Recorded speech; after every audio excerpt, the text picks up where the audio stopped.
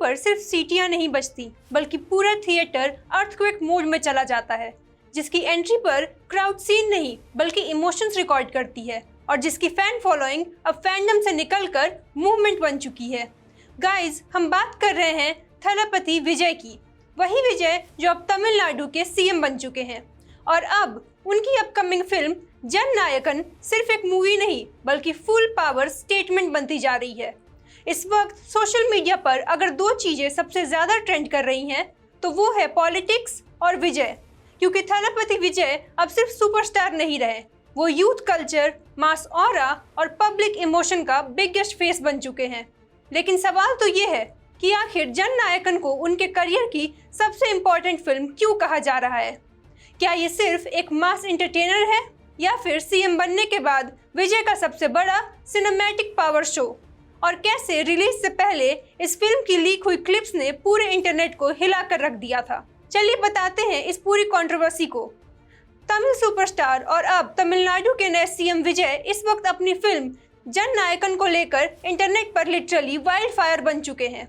वैसे तो विजय की फैन फॉलोइंग हमेशा से इंसेन रही है, लेकिन अब सिचुएशन अलग है। अब लोग उन्हें सिर्फ एक्टर नहीं बल्कि इमोशन की तरह ट्रीट कर रहे हैं।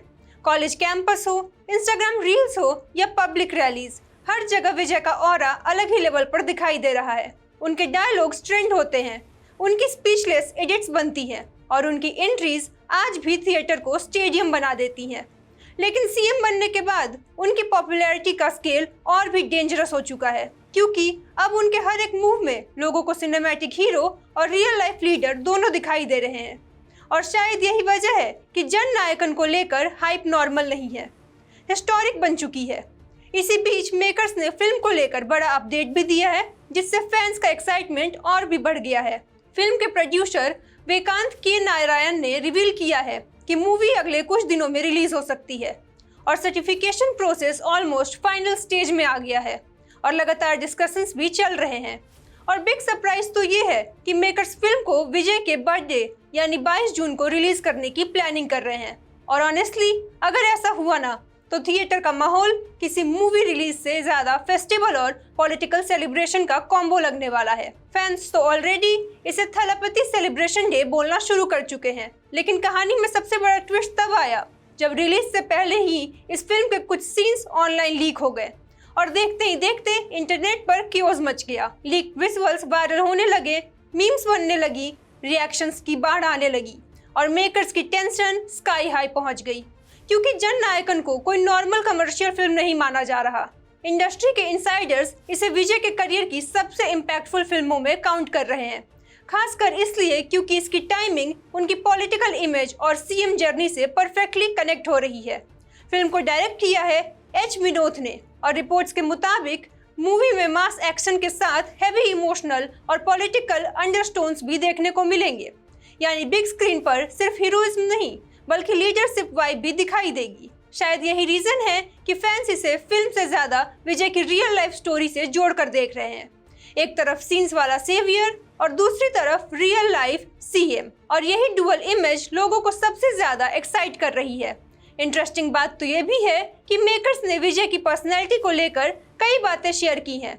उनके मुताबिक विजय बेहद डिसिप्लिन्ड, काम और ग्राउंडेड इंसान है, लेकिन जो चीज़ उन्हें बाकी सुपरस्टार से अलग बनाती है वो है उनका अनरियल यूथ कनेक्ट, क्योंकि आज की ऑडियंस सिर्फ ट्रेंड्रम नहीं देखती, वो रिलेटेबिलिटी फील करना चाहती है। और विजय दोनों को परफेक्टली बैलेंस कर लेते हैं, एक तरफ लार्जर देन लाइफ मास हीरो वाली ऑरा और दूसरी तरफ सिंपल, हम्बल और पीपल फर्स्ट इमेज।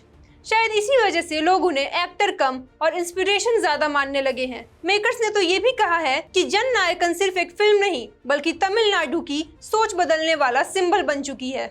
और अगर स्टार कास्ट की बात करें तो फिल्म में हमें विजय के साथ पूजा हेगड़े, बॉबी देओल, मनीता बेजू और गौतम वासुदेव जैसे बड़े नाम नजर आने वाले हैं। यानी कंटेंट, पॉलिटिक्स, इमोशन और स्टार पावर सब कुछ फुल लोडेड होने वाला है।